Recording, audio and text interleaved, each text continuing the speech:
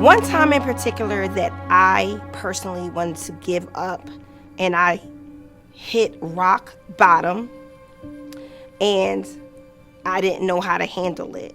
So this was 2014. I was living in Maryland for my job. I was under a lot of pressure. I owned the house. I had a tenant. I had a beautiful apartment. I was planning my wedding. The wedding didn't happen. The job was just horrible, so I resigned, and I hit rock bottom. I had a home, but I could not go back because I had a tenant in my home. I was financially tapped out, mentally tapped out, and I just really wanted to give up. I have never felt that way in my adult life when I was an adult, after I've overcome so many things. But during that time, I realized who was for me and who wasn't for me. When Shontel had the money and all this stuff, people were around. But when Shontel went down to zero, I saw who really had my back, including family members. I remember being so down in the dumps that I was just like, why am I here? Why am I living? Why do I even care? Is this even worthy? God, where are you? And I remember listening to a message by Bishop T.D. Jakes, and it was about the wilderness experience. He said, you may find yourself in a wilderness.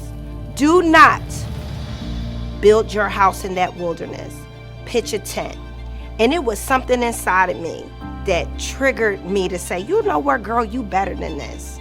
So what the relationship didn't work out? So what your family members walked away? To God be the glory. You're better than this. So piece by piece, I think I was out of work for 2 months. I got another job by the grace of God, making $33,000 less.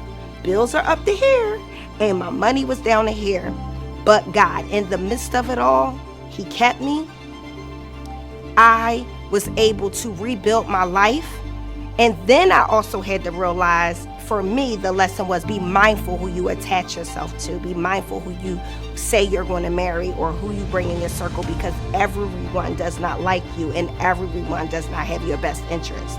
So although I was going through something really horrible, there was glory after that, because I was not supposed to and continue to be connected to those people who do not have my best interest. With that being said, I am so grateful for where I am now. That was one of the worst seasons of my life.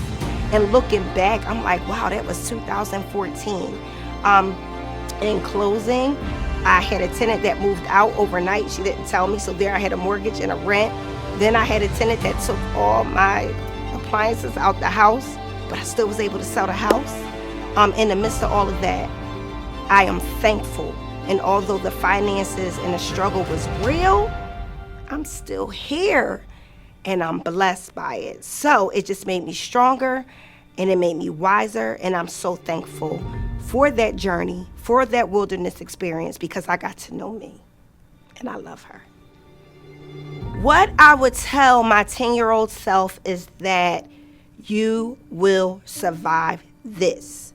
You will be amazing. You are intelligent and you are smart. I would tell my 10-year-old self, do not be depressed because you have an absentee biological father.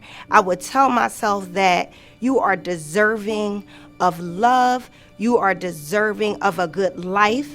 I would tell my 10-year-old self, don't be upset over little things, but enjoy life. Continue to dance, continue to smile, and continue to be a free-spirited person.